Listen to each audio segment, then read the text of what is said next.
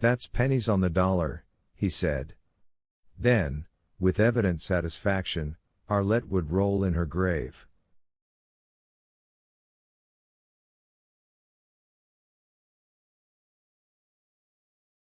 She's done more than just roll in it, I thought. What are you smiling about, Wilf?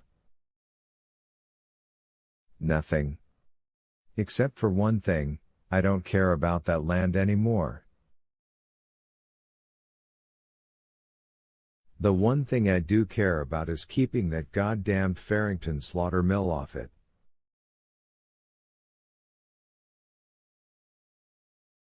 Even if you lose your own place? He nodded as if I'd asked a question. I know about the mortgage you took out.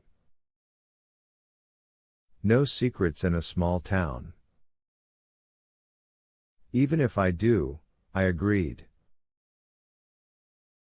Take the offer, Harl. You'd be crazy not to. That stream they'll be filling up with blood and hair and hog intestines, that's your stream, too.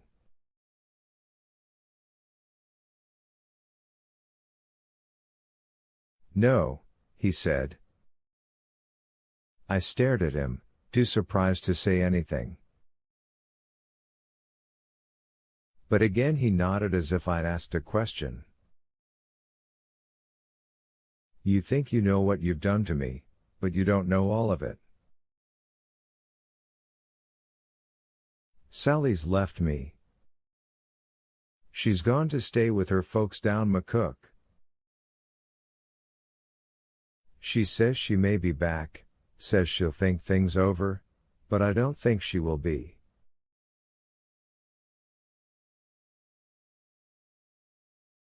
So that puts you and me in the same old broke wagon, doesn't it?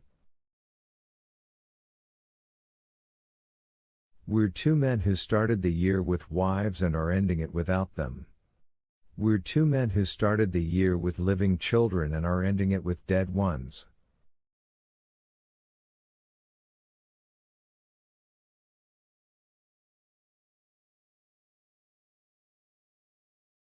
The only difference I can see is that I didn't lose half my house and most of my barn in a storm.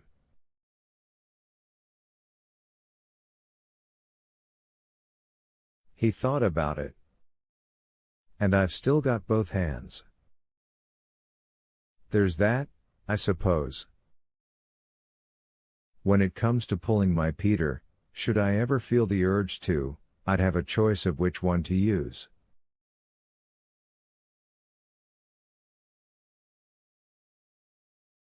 What? Why would she? Oh, use your head. She blames me as well as you for Shannon's death. She said that if I hadn't gotten on my high horse and sent Sean away, she'd still be alive and living with Henry at your farm just down the road instead of lying frozen in a box underground.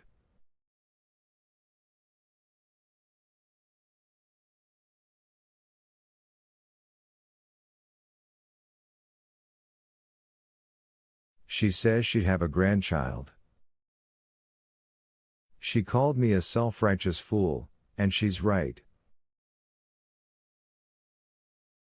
I reached for him with my remaining hand. He slapped it away. Don't touch me, Wilf. A single warning on that is all you get. I put my hand back at my side. One thing I know for sure, he said. If I took you up on that offer, tasty as it is, I'd regret it. Because that land is cursed. We may not agree on everything, but I bet we would on that. If you want to sell it to the bank. You'll get your mortgage paper back, and some cash besides. They just turn around and sell it to Farrington. Tough Titty said the kitty was his final word on it as he closed the door in my face.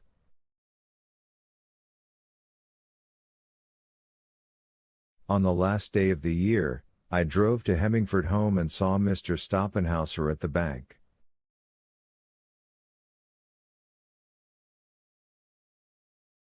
I told him that I'd decided I could no longer live on the farm. I told him I would like to sell our let's acreage to the bank and use the balance of the proceeds to retire the mortgage.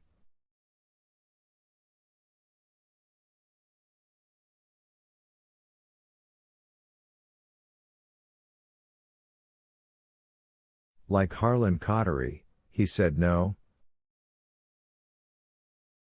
For a moment or two I just sat in the chair facing his desk, not able to believe what I had heard.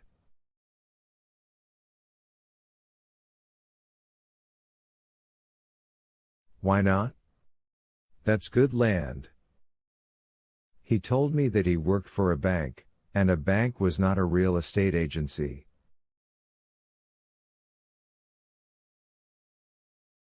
He addressed me as Mr. James. My days of being Wilf in that office were over. That's just. Ridiculous was the word that came to mind, but I didn't want to risk offending him if there was even a chance he might change his mind.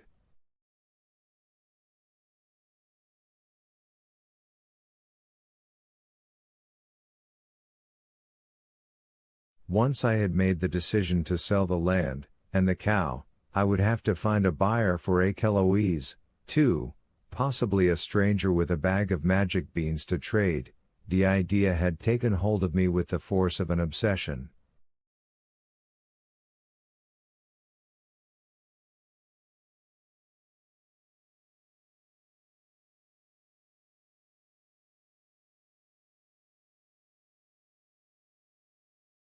So I kept my voice low and spoke calmly.